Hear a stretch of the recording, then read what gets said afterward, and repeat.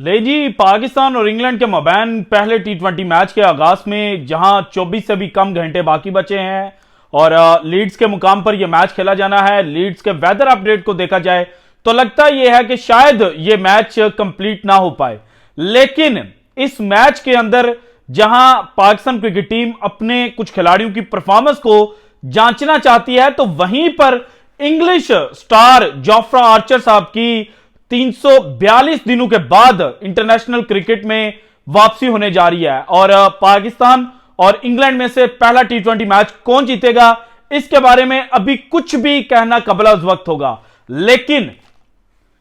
English खिलाड़ियों ने Pakistani cricketers के ऊपर जो लफ्जी जंग है ना, वो शुरू कर दी है और पाकिस्तानी प्लेयर्स को इस वक्त डराया जा रहा है और कहा जा रहा है कि फियर फैक्टर रिटर्न्स। ये इंग्लिश टीम के खिलाड़ियों ने फियर फैक्टर रिटर्न का जो जुमला है वो क्यों बोला है और इसके पीछे की कहानी क्या है, यह आज की वीडियो में मैंने आपके साथ शेयर करना है। और अगर इंग्लिश टीम के पास जोफ्रा आर्चर हैं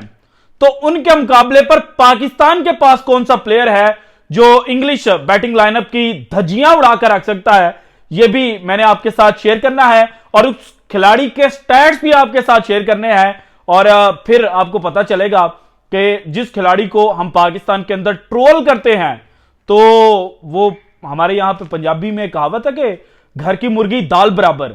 तो आप जिसको दाल बनाकर बैठे हैं ना, वो इंटरनेशनल क्रिकेट के अंदर मुर्गी या मुर्गी, और वो बड़े महंगे दामों बिक सकता है। ऑल इन ऑल पाकिस्तान और इंग्लैंड के मबैन जो पहला टी20 मैच खेला जाना है, उससे पहले क्या हलचल मच चुकी है, ये डिटेल्स आज की वीडियो में मैंने आपके साथ शेयर करनी है। इसके अलावा एक नया प्लान बाबर आजम और मोहसिन नकवी साहब जो हैं वो वर्ल्ड कप से पहले बनाते हुए नजर आ रहे हैं और इस प्लान का पाकिस्तान को वर्ल्ड कप 2024 के अंदर बहुत ज्यादा फायदा हो सकता है। और कैसे फायदा हो सकता है, यह भी डिटेल्स आपके साथ शेयर करनी है। इसके अलावा बाबर आजम ने प्रेस कॉन्फ्रेंस की है और बाबर आजम ने इमाद वसीम की जो स्टेटमेंट है उसको सेकंड किया है। और इमाद वसीम जो वर्ल्ड कप 2023 के दौरान टीवी के ऊपर बैठकर बाबर आजम को और पाकिस्तान क्रिकेट टीम को ट्रोल करते थे, उन्होंने ऐसा क्या कह दिया कि बाबर आजम अब उनको सेकंड करने लग पड़े हैं। ये भी जनाब जो स्टोरी है वो वीडियो में आगे चलकर आपके साथ शेयर करूंगा। लेकिन सबसे पहले अगर आईपीएल 2024 के प्लेऑफ्स की बात की जाए, आज पहला प्लेऑफ था और KKR versus Sunrisers Hyderabad match शुरू होने से पहले यह कहा जा रहा था कि ऑस्ट्रेलियाई खिलाड़ी जो हैं वो आज स्टेप इन करेंगे और ऑस्ट्रेलिया के ज्यादा खिलाड़ी चूंकि सनराइजर्स हैदराबाद में थे,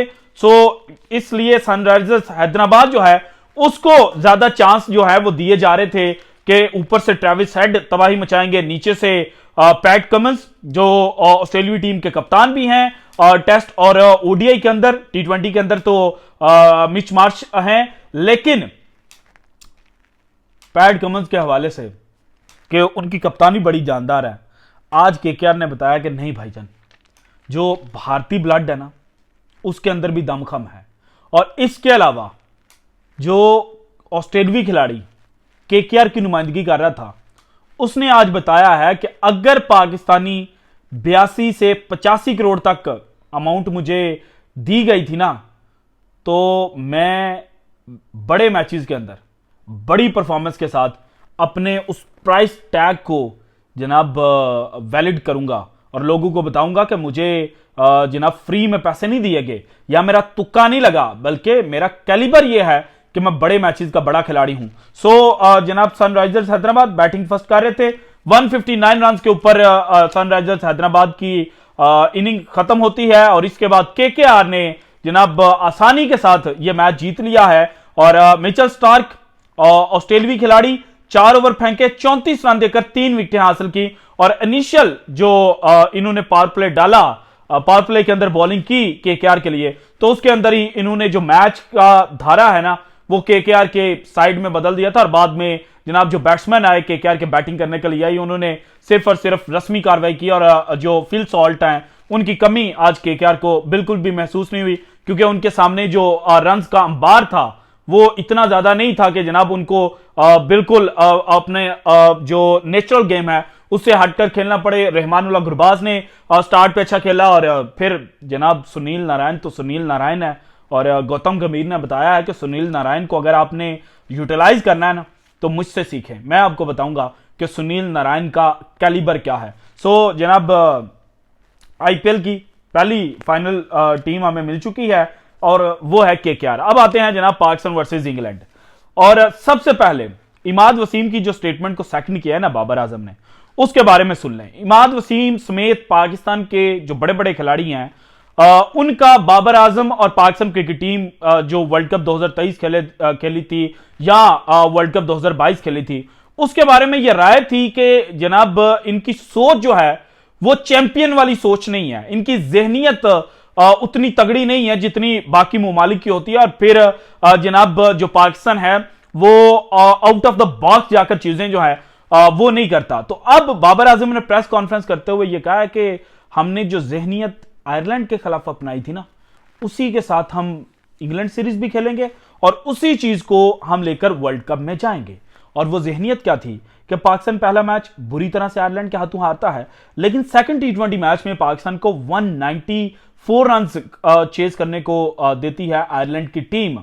पाकिस्तान के 13 के ऊपर 2 खिलाड़ी आउट हो जाते हैं, लेकिन मोहम्मद रिजवान स्टेप इन करते हैं और मोहम्मद रिजवान हिटिंग करते हैं। सो मोहम्मद रिजवान ने जो पावर प्ले के अंदर 2 विकेटें गिरने के बावजूद अपने बल्ले को जनाब जो डाउन फेस है वो नहीं किया था, तो ये डिफाइन कर रहा था कि पाकिस्तान क्रिकेट टीम में एक नई सोच जो है वो पैदा हो चुकी है। और अब बाबर आजम ने कहा कि हम इसी सोच को लेकर आगे बढ़ेंगे और इंग्लैंड के खिलाफ भी इसी तरह से खेलेंगे। और फिर उन्होंने पाकिस्तान की जो प्लेइंग 11 है और इसके अलावा वर्ल्ड कप स्क्वाड है उसके ऊपर जनाब थोड़ी सी रोशनी डालते हुए कहा कि हमने आयरलैंड के खिलाफ भी अपना जो फर्स्ट कॉम्बिनेशन जो हम वर्ल्ड कप में लेकर उतरेंगे वहीं ट्राई आउट किया था, और अब इंग्लैंड के खिलाफ भी उसी तरह से जाएंगे। हाँ, कंडीशंस की वजह से 1 से 2 तब्दीलियां हो सकती हैं। सो 1 से 2 तब्दीलियां जो मुझे लगती हैं कि आयरलैंड के खिलाफ second and third T20 match के अंदर पाकिस्तान 4 फास्ट बॉलर्स के साथ उतरा था, और इंग्लैंड के खिलाफ भी कंडीशंस चूंकि फास्ट बॉलर्स को फेवर करने वाली हैं तो पाकिस्तान 4 फास्ट बॉलर्स के साथ मैदान में उतरेगा। लेकिन वेस्ट इंडीज एंड यूएसए के अंदर जाकर पाकिस्तान मैक्सिमम 3 फास्ट बॉलर खिलाएगा, जिनमें मोहम्मद आमिर, शाहीन शाह अफरीदी और हारिस रऊफ मैदान के अंदर होंगे, जबकि नसीम शाह बेंच गर्म करते हुए हमें ज्यादातर मैचेस के अंदर नजर आ सकते हैं। इसके अलावा इब्रार अहमद, चूंकि एक फास्ट बॉलर बाहर जाएगा तो इब्रार अहमद आ जाएगा, और शादाब खान को भी पाकिस्तान किसी ना किसी तरह से जो प्लेइंग 11 है उसका हिस्सा बना सकता है। वो शादाब के लिए जो स्पेस है वो पाकिस्तान क्रिकेट टीम को ढूंढनी पड़ेगी, क्योंकि Shadab is a valuable asset for Pakistan cricket team, और शादाब जिस तरह का प्लेयर है और जिस तरह से ये स्पिनर्स को हिट करता है वो पाकिस्तान के लिए बड़ा बेनिफिशियल हो सकता है। सो इफ्तिखार अहमद में भी बाहर बैठे और उनकी जगह पर शादाब खान जो है वो प्लेइंग 11 के अंदर आ जाएं। अब आते हैं जनाब जो प्लान बाबर आजम और मोहसिन नकवी साहब बना रहे हैं उसके बारे में भारतीय मीडिया ने भी रिपोर्ट करना शुरू कर दिया है, और वो ये है कि 2021-2022 की तरह पाकिस्तान वर्ल्ड कप में एक मेंटोर लेकर जाएगा जो खिलाड़ियों को डिफरेंट चीजें सिखाएगा, खिलाड़ियों के साथ वर्कआउट करेगा। और इस वक्त पाकिस्तान जो है वो विव रिचर्ड्स को शॉर्टलिस्ट कर चुके हैं, उनके साथ बातचीत जो है वो मीडिया रिपोर्ट्स के मुताबिक चल रही है, और अगर चीजें उनके साथ फाइनल हो गई तो फिर विव रिचर्ड्स जो हैं वो वर्ल्ड कप 2024 के अंदर पाकिस्तान टीम की मेंटोरिंग करते हुए नजर आएंगे। Viv Richards Pakistan cricket team के साथ तो माजी में काम नहीं कर सके, लेकिन वो पाकिस्तान सुपर लीग के डिफरेंट सीजन्स में जब कोविड से पहले और कोविड के बाद भी, अभी लेटेस्ट सीजन 9 की बात की जाए तो इसमें भी क्वेटा ग्लैडिएटर्स के साथ काम कर रहे थे, उनके एज अ मेंटोर काम करते थे, और खिलाड़ियों को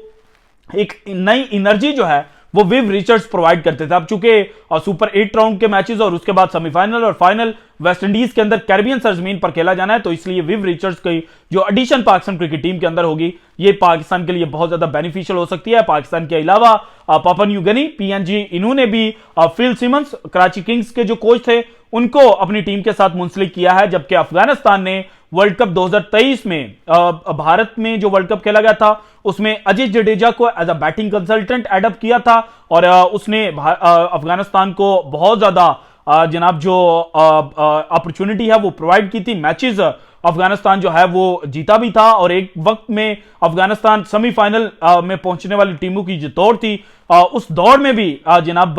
बहुत आगे निकल चुकी थी। बाद में उनके मैचेस जो हैं वो अच्छे नहीं गए तो इसलिए वो सेमीफाइनल में नहीं पहुंच पाए थे, लेकिन अजय जडेजा ने की रोल प्ले किया था अफगानिस्तान की परफॉर्मेंस को उठाने में। तो अब जनाब अफगानिस्तान जो है उन्होंने चैंपियन बॉलर डैरन ब्रेवो को अपना बॉलिंग कंसल्टेंट हायर किया है और डैरन ब्रेवो वर्ल्ड कप 2024 के अंदर अफगानिस्तान के साथ काम करते हुए नजर आएंगे, जबकि इंग्लिश टीम पहले ही जनाब कैरन पोलार्ड को as a power hitter coach अपनी टीम के साथ मुंसलिक कर चुकी है। इसके बाद अब आते हैं जो मेन टॉपिक था, लफ्जी जंग वाला। सैम करन आईपीएल खेल रहे थे पंजाब किंग्स के लिए, आईपीएल को अधूरा छोड़कर गए, अभी लीग मैचेस खत्म नहीं हुए थे और वो इंग्लैंड चले गए, वहां पर उन्होंने इंग्लिश टीम को ज्वाइन किया। अब उन्होंने स्टेटमेंट किया कि जोफ्रा आर्चर वापस आ गए हैं और फिर जो एग्जैक्ट वर्ड्स उन्होंने बोले ना, उन्होंने कहा he is obviously got that extra pace and fear factor we can bring to opposition. अब इसमें पाकिस्तान को भी उन्होंने लताड़ा है और इसके अलावा वर्ल्ड कप 2024 के हवाले से भी बात किया कि जोफ्रा आर्चर के पास एक्स्ट्रा पेस है और एक फियर फैक्टर जो है वो जोफ्रा आर्चर लेकर आते हैं। तो जोफ्रा आर्चर नो डाउट उनकी जो हाइट है, उनको जो एक्स्ट्रा बाउंस मिलता है, उनको जो लेट स्विंग मिलती है वो बड़ी मजेदार है और उनकी जनाब जो एयर के अंदर उनकी बॉल की स्पीड है वो फंटेस्टिक किस्म की है। लेकिन जोफ्रा आर्चर अभी तक उस तरह से परफॉर्मेंस दे नहीं पाए, उस तरह से जो जनाब मैच है उनको फिनिश नहीं कर पाए जिस तरह से चीजें उनके साथ मुंसलिक की जाती हैं। और जोफ्रा आर्चर के स्टैट्स को देखा जाए तो इन्होंने जो हाईएस्ट बॉल डाली है वो 153.62 किलोमीटर पर आवर की है और 150 प्लस ये बॉलिंग करते हुए हमें अक्सर नजर आते हैं। इसके अलावा इनके पास वेरिएशन है, एक्स्ट्रा बाउंस मिलता है, लेट स्विंग मिलती है और जनाब ये जिस तरह का इनकी कद और जिसामत है वैसे ही जनाब फास्ट बॉलर्स की तरह हैवी होते हुए नजर आते हैं और अपोजिशन टीम डरती है। इसके अलावा इनका कद है 6 फीट का और 15 ओवर इन्होंने टी20 क्रिकेट में 15 मैचेस खेले हैं जिनमें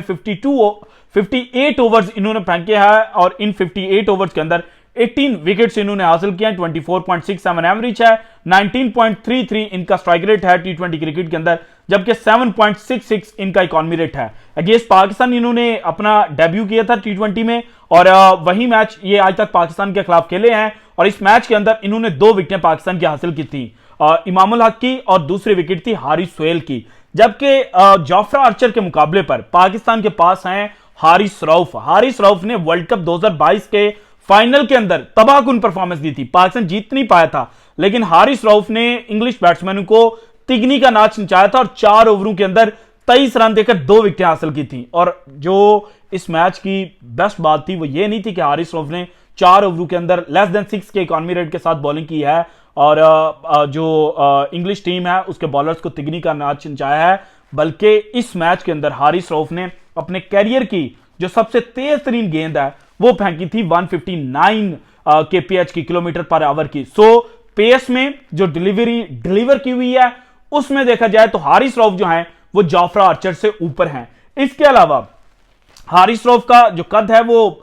1 इंच गालिबन जोफ्रा आर्चर से कम है और इनकी फिजिक उस तरह की नहीं है जिस तरह की जोफ्रा आर्चर की डराने वाली है। सो इनके पास वो एक्स्ट्रा बाउंस भी नहीं है, लेकिन जनाब जो इनकी बॉल गिर के निकलती है ना वो बड़ी पेसी होती है और बॉलर्स जो हैं वो अक्सर उस बॉल को रीड नहीं कर पाते। सो जोफ्रा आर्चर के मुकाबले पर हारिस रऊफ जो हैं वो तबाही मचा सकते हैं और उन्होंने तबाही मचाई भी हुई है अगेंस्ट इंग्लैंड और अगेंस्ट अदर टीम्स भी। देखा जाए तो हारिस रऊफ ने अपना एक नाम जो है वो पैदा किया हुआ है और इसके अलावा जो आईपीएल के हवाले से प्रेडिक्शंस करते हैं कि अगर पाकिस्तानी प्लेयर्स आईपीएल के अंदर खेलेंगे तो उसमें जो हाईएस्ट बिडर पाकिस्तान की जानिब से दिया जाता है ना कि इसके नाम को लेकर हाईएस्ट बिड लगेगी तो वह हारिस रऊफ है, क्योंकि डेथ ओवर्स का स्पेशलिस्ट इस बॉलर को माना जाता है और जबकि इन्होंने टी20 इंटरनेशनल मैचेस पाकिस्तान के लिए खेलना शुरू किए हैं तो 600 से ज्यादा गेंदें ये डेथ ओवर्स के अंदर फेंक चुके हैं। 8.03 की इकॉनमी रेट के साथ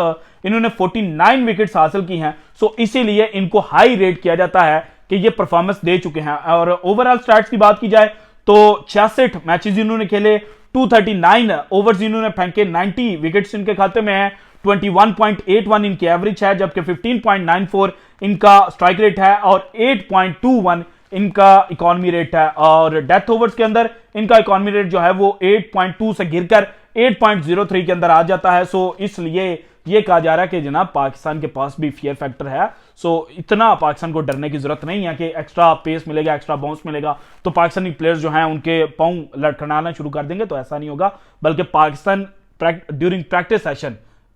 हारिस रऊफ जैसे तेज तरीन गेंदबाजों को खेलता